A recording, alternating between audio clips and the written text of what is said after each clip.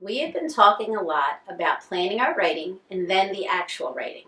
We've compared writing to lacing beads, meaning you need the best words in the best order to make great sentences. Today, however, we will focus on what you should do when you have written your draft.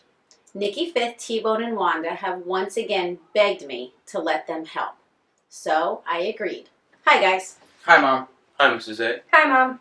Well, I'm so glad you could be here. Thanks for helping. Mrs. A, it's always a pleasure. Mom, we have stuff to do, so... Sit down.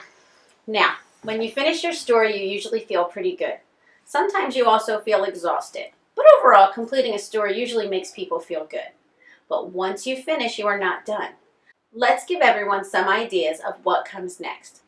I would say that when you finish your story, you should never revise right away. I think you should give your brain a break. Brain break, huh? I love it. I'd say that when the break is over, whether it's a short break or if it lasts through the weekend, when you do pick it back up, you should read it aloud. I'd also say that after you read it the first time aloud, you should read it a second time and make some notes of the things you'd like to change.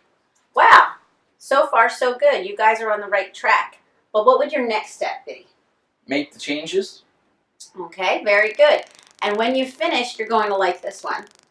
Take another break. Are you sure about that? Absolutely. I don't know. Seems like too much breaking. Actually, stepping away from your story is very important. Think of creativity as a rechargeable battery. It only lasts so long and then it needs a charge. What kind of charger do you need? Well, not a real charger. To charge up creativity, you need to do something different. Preferably something active, even outside. The goal is to clear your mind. I have to tell you, though, I'm loving all these breaks. Well, good, but remember, it's not about being lazy. It's just charging up your brain. Now, when the break is over, you should read your story aloud. But this time, so slow, you sound like a robot, emphasizing every word. As you see mistakes, circle them. What about misspelled words? Should we spell check them? Sure, but never count on spell check. The most reliable way to find misspelled words is to do what the editors do. Read each line backwards. How will reading each word backwards help? My uncle has done a lot of crazy things, but I don't think he would even try this one. Well, reading each word backwards wouldn't help. You don't read each word backwards. You read each line backwards. Why?